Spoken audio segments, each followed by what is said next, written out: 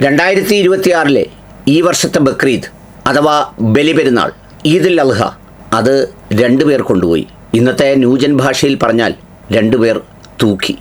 ആരാണ് ആ രണ്ടുപേരെന്നല്ലേ? ഒരു ഉമ്മയും ഒരു മകനും. അബ്ദുൾ റഹീം എന്ന മകനും ആ മകനെ പ്രസവിച്ച് കഴിഞ്ഞ 20 വർഷമായി ഒന്ന് കൺകുളിർക്ക കണ്ടിട്ട് മരിക്കാൻ കൊതിച്ചിരുന്ന ഉമ്മയുടെ അടുത്തേക്ക് അവൻ എത്തുന്ന ഈ ദിവസമാണ്.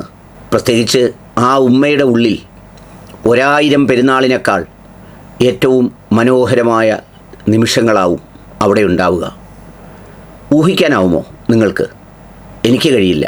കാരണം ഊഹങ്ങൾക്കും സങ്കല്പങ്ങൾക്കും സ്വപ്നങ്ങൾക്കുമൊക്കെ അപ്പുറമായിരിക്കും ആ നിമിഷം.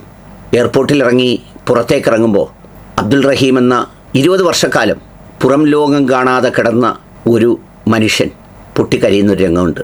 ദേ കാണാമത്.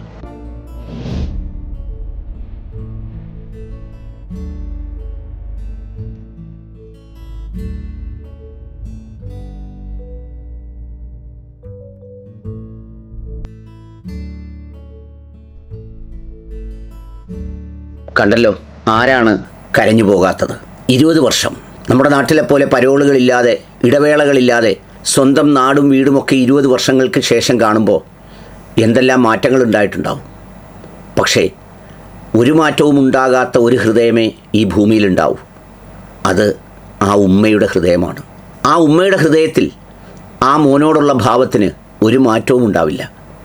ഇനി ഏതെല്ലാം കുറ്റകൃത്യങ്ങളാകട്ടെ, ഏതെല്ലാം തെറ്റുകളാകട്ടെ, ഇതൊക്കെ വന്നു പോയാലും ഉമ്മയുടെ കോടതിയിൽ മകന് അതിനെല്ലാം മാപ്പുണ്ടാവും, അതിനെല്ലാം ബോധ്യങ്ങളുണ്ടാവും. അതുകൊണ്ട് ഇരുവരുടേതുമാണ് ഇത്തവണത്തെ വലിയ പെരുന്നാൾ.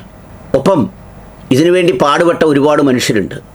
കൂടെ വരുന്ന സിദ്ദീഖ് തൂവൂരുണ്ട്, KMCCയുടെ ഒരു മജീദ് അടക്കമുള്ള അതിൻ്റെ ഭാരവാഹികളായ ഒരു കൂട്ടം ആളുകളുണ്ട്. ഇതിനുവേണ്ടി സൗദി അറേബ്യയിലെ KMCC ഈ ബിരിയാണി ചലഞ്ച് മുതൽ തുടങ്ങിയ ദൗത്യം പിന്നീട് മലയാളികൾ ഒന്നാകെ ഏറ്റെടുത്ത് 34 കോടിയോളം രൂപ, ആദ്യം അതിൻ്റെ ഇരട്ടിയാണ് ചോദിച്ചത്.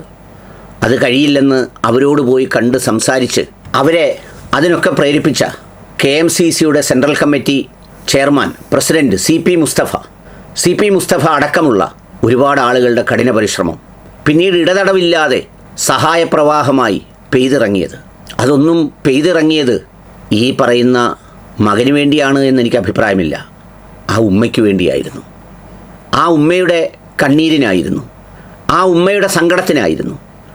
ആ കണ്ണിൽ നിന്നിങ്ങനെ അടർന്നു വീഴുന്ന കണ്ണീർ തുള്ളി ഒപ്പിയെടുത്ത ക്യാമറാമാൻ പോലും ഹൃദയങ്ങളെ സ്വാധീനിച്ചു എന്ന് പറഞ്ഞാൽ നിസ്സാര കാര്യമല്ല.